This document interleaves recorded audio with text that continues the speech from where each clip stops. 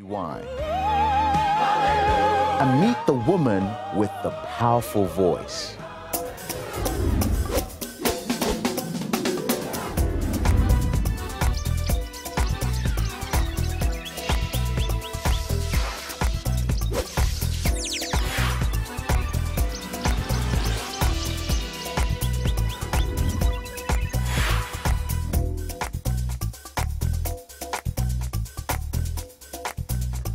Hello and welcome to the program. She wowed the United States during President Barack Obama's second inauguration, leading a rousing rendition of the nation's battle hymn of the Republic.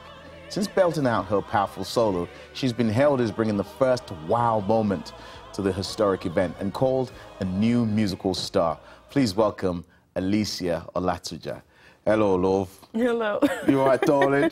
It's great to see you, Alicia. Of course, the last time I saw you, you were in London, in the UK. But then all of a sudden, we see you on our TVs, and the whole world is like, oh. Now, what was that moment like for you singing at Barack Obama's inauguration? I know there were a few others in the choir, but that moment almost was just yours. It was very surreal.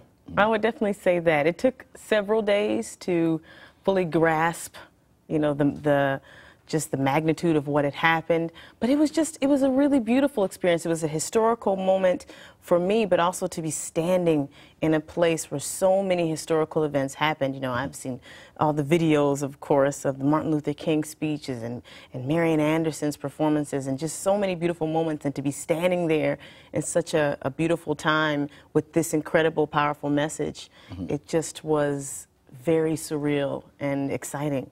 Now, how important, looking back now, would you say your years of preparation were for that one moment? Because, of course, you have you're a music graduate, and you also have a master's degree in this thing, and you've done opera, you've been singing for ages.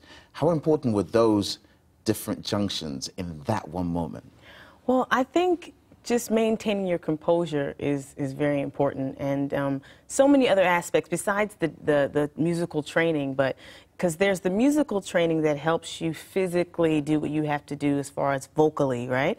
But then there's the psychological preparation and the spiritual preparation, so there's so many different pieces of your life experience that come together for a moment like that to help you execute it, the way you intended to. And so I believe, yes, the schooling made a big impact. I had incredible voice professors and vocal coaches and teachers who really believed in me, and yet a strong family that poured into my desires to pursue music, and of course an incredible church family that prayed me through it. So all those components together, I think, helped me at that moment. Now, you talk about the church family because, of course, you were singing as part of the Grammy Award-winning choir, Brooklyn Tabernacle.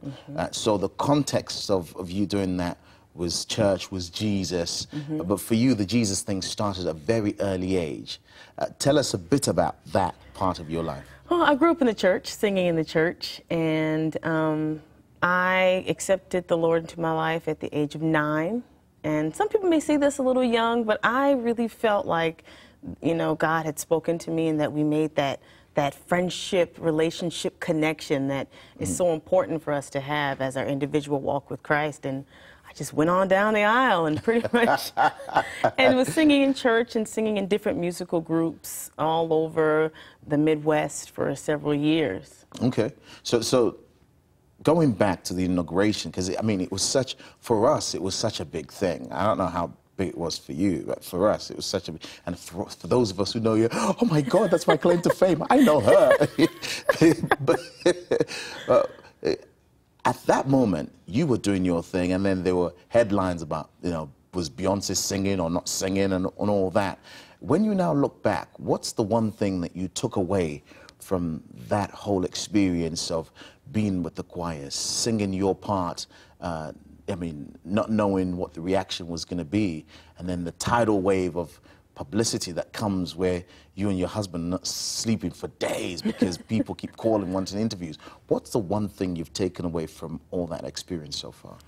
I think, well, so many things, but I would say one of the main things that I've taken away from that experience is that, God's providence is so powerful because, you know, it wasn't a situation where, you know, I had an agent and a producer and manager and a PR firm and all these people that were able to place me or that choir at that exact place in that exact time. But it just goes to show you that God is in control. You know, He controls who He presents, and when He presents them to the world. And His timing and His providence works so perfectly that really the best thing you can do is get out the way. Wow. And that's the one thing that I've pulled away from that. Just get out the way and let Him do His thing, and it'll all work out beautifully. Alicia, thank you so much. Well, when we come back, Alicia's other half, British-Nigerian bass player Michael Olatuja, joins us. Don't go away.